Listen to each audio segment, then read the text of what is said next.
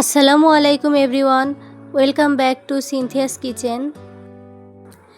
আজকে আটা দিয়ে তৈরি নান রুটির রেসিপি শেয়ার করছি আপনাদের সাথে।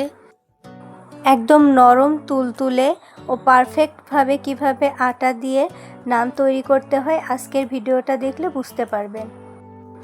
আশা করছি আজকের ভিডিওটা আপনাদের ভালো লাগবে। তাহলে চলুন শুরু করা যাক। প্রথমে আমি একটা বাটিতে 2 কাপ আটা নিয়ে নিচ্ছি। আপনারা চাইলে আরও বেশি পরিমাণেও নিতে পারেন।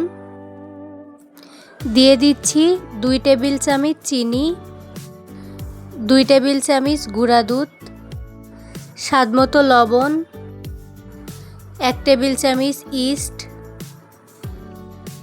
দিচ্ছি 1 টেবিল চামচ ঘি এবং 1 টেবিল চামচ তেল। এবার সব শুকনো উপকরণগুলো মিশিয়ে নিয়ে হালকা কুসুম গরম পানি দিয়ে একটা ডো তৈরি করে নিব। আপনারা চাইলে ময়দা দিয়েও তৈরি করে নিতে পারেন। উপর দিয়ে সামান্য পরিমাণে তেল দিয়ে দিব যেন ড্রাই না হয়ে যায়। এবার ঢাকনা দিয়ে ঢেকে 1 ঘন্টা রেস্টে রেখে দিব। আপনারা চাইলে 2 ঘন্টাও রাখতে পারেন। ফিরে আসছি 1 ঘন্টা পর। দেখতেই পাচ্ছেন ডোটা ফুলে ডাবল হয়ে গিয়েছে। আমি যে কয়টা নান তৈরি করব সে কয়টা ভাগ করে নিচ্ছি। আটা দিয়ে নানটা তৈরি করলে আপনারা বেশ কয়েকদিন এটা সংরক্ষণ করে খেতে পারবেন। আটা দিয়ে তৈরি এই সহজ নান রেসিপিটি আপনাদের কেমন লেগেছে অবশ্যই আমাকে কমেন্ট করে জানাতে ভুলবেন না।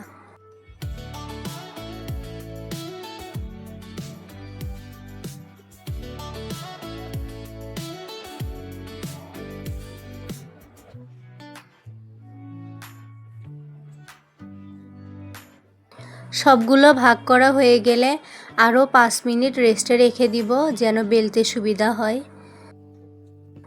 এখন আটা দিয়ে সবগুলো বেলে নিচ্ছি।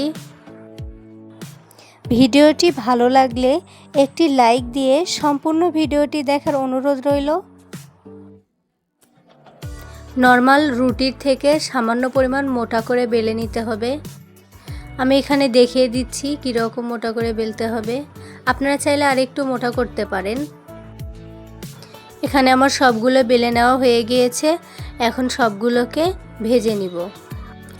চুলায় একটা প্যান বসিয়ে মিডিয়াম আঁচে নানগুলো ভেজে নিব। যেহেতু রুটিগুলো হালকা মোটা তাই হালকা হাতে চেপে চেপে রুটিগুলোকে ভেজে নিতে হবে যেন ভিতরটা ভালোভাবে কুক হয় এবং উপরেও ভালোভাবে ফুলে যায়।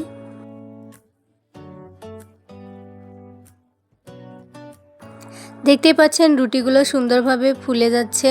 তো এভাবে সবগুলো রুটি ভেজে নিব। ভিডিওটি ভালো লাগলে অবশ্যই লাইক, কমেন্ট, শেয়ার এবং সাবস্ক্রাইব করে পাশে থাকবেন।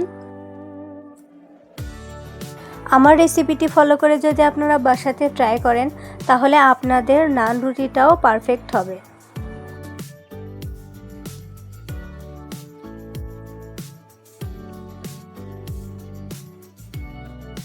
আপনারা যদি কোনো রেসিপি দেখতে চান তাহলে অবশ্যই আমাকে কমেন্ট করে জানাতে পারেন।